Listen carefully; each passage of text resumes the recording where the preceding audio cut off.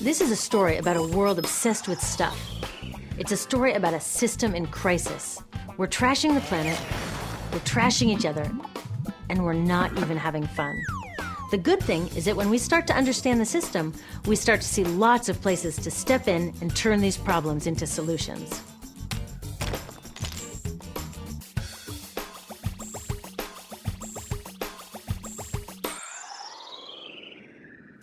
The other day, I couldn't find my computer charger.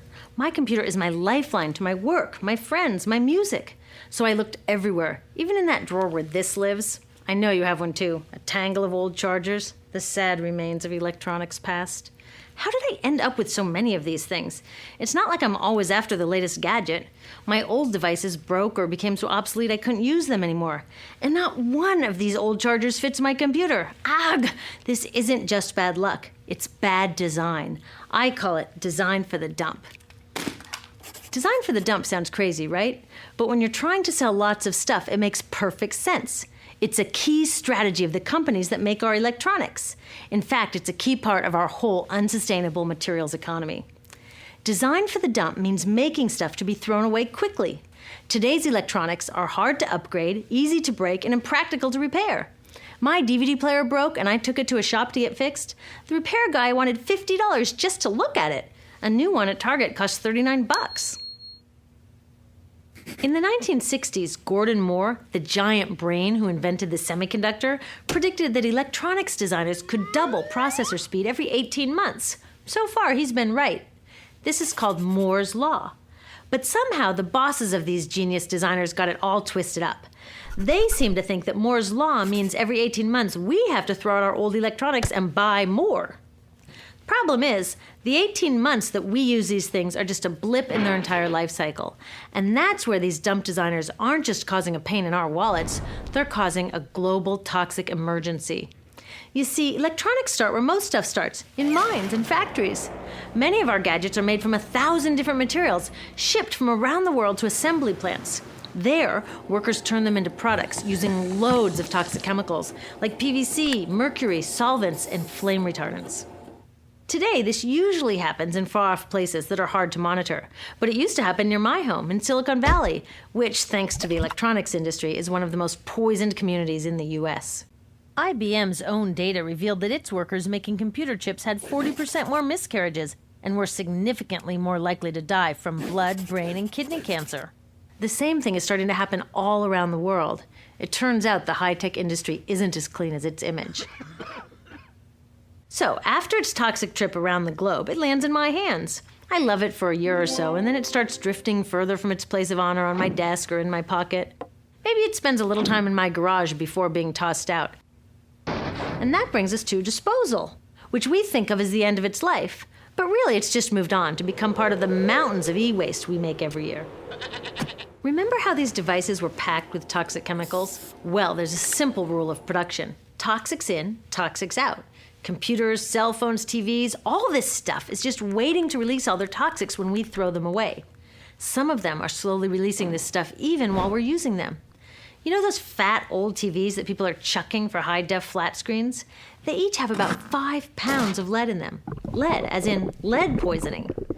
So, almost all of this e-waste either goes from my garage to a landfill or it gets shipped overseas to the garage workshop of some guy in Guiyu, China, whose job it is to recycle it. I've visited a bunch of these so-called recycling operations.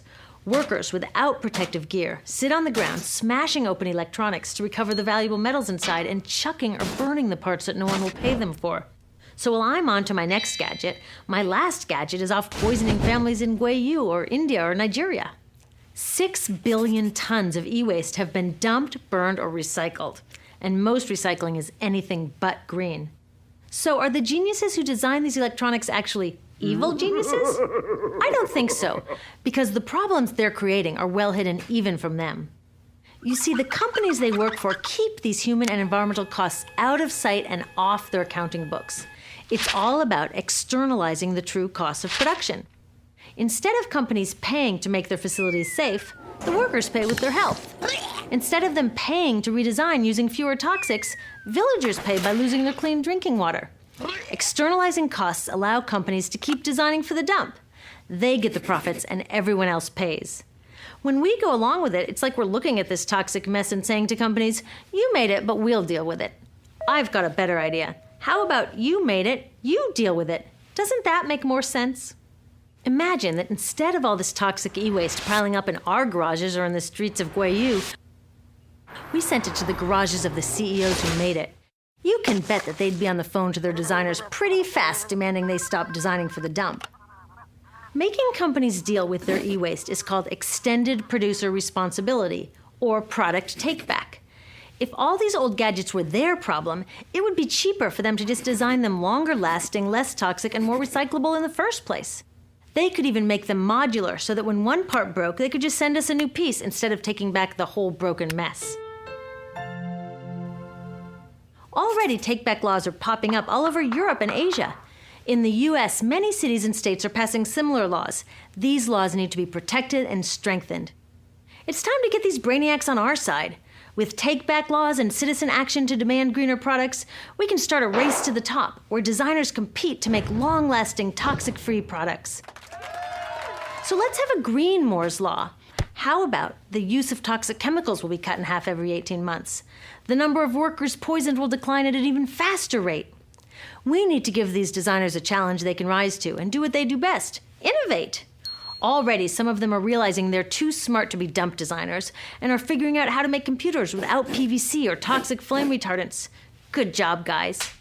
But we can do even more. When we take our e-waste to recyclers, we can make sure they don't export it to developing countries. And when we do need to buy new gadgets, we can choose greener products. But the truth is, we are never going to just shop our way out of this problem, because the choices available to us at the store are limited by the choices of designers and policymakers outside of the store. That's why we need to join with others to demand stronger laws on toxic chemicals and on banning e-waste exports.